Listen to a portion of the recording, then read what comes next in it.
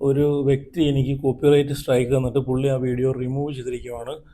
അപ്പോൾ തുടക്കം തന്നെ ഞാൻ പറയട്ടെ, എന്നോട് ജസ്റ്റ് ഒന്ന് പുള്ളിക്ക് സംസാരിച്ച് എനിക്കൊന്നൊരു മെസ്സേജോ അല്ലെങ്കിൽ എന്നെ ഒന്ന് കോൺടാക്റ്റ് ചെയ്തിട്ടോ അയച്ചിരുന്ന് പറഞ്ഞാലെങ്കിൽ ഞാൻ തന്നെ റിമൂവ് ചെയ്ത് കൊടുത്തേനെ. അത് വേറെ കാര്യം. കാരണം നമുക്കിതിനകത്ത് ഇങ്ങനെ അങ്ങോട്ടും ഇങ്ങോട്ടും വാശി പിടിക്കേണ്ട കാര്യമില്ല. അപ്പം ഈ പുള്ളി ഇപ്പം ഞാൻ ആരാണെന്ന് ഇപ്പം പറയുന്നില്ല.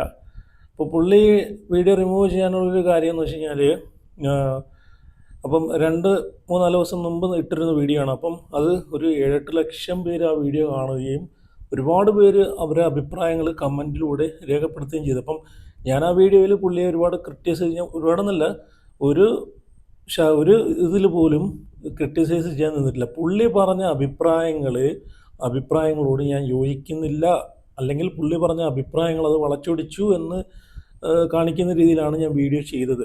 അത് നമുക്കറിയാം.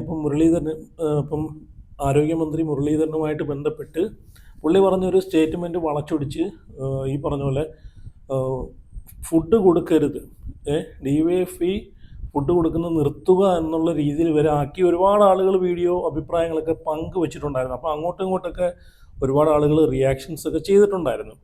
അപ്പം ഈ വ്യക്തി ഇട്ടൊരു വീഡിയോ ഞാനും എടുത്തു വെച്ച് റിയാക്ട് ചെയ്തു. ഇപ്പം വേറെ ഒന്നുമല്ല, പുള്ളി പറഞ്ഞത്, പുള്ളി വരുത്തി തീർത്തതും കോൺഗ്രസ് കാരെയും അതുപോലെ മന്ത്രി ഇപ്പം മുരളീധരൻ പറഞ്ഞത് വളച്ചൊടിച്ചു.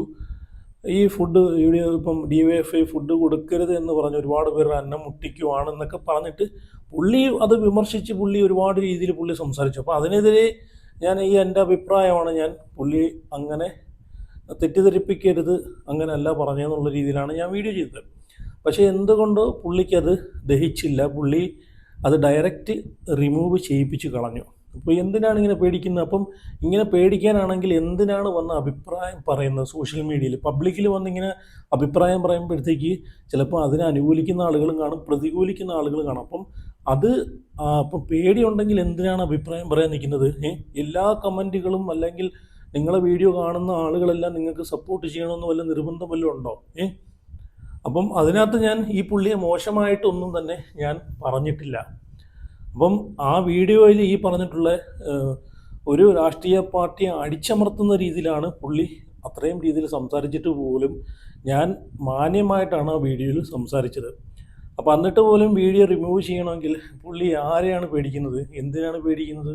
പേടിയുള്ളവർ എന്തിനാണ് പബ്ലിക്കിൽ വന്നിട്ട് അഭിപ്രായം പറയാൻ നിൽക്കുന്നത്?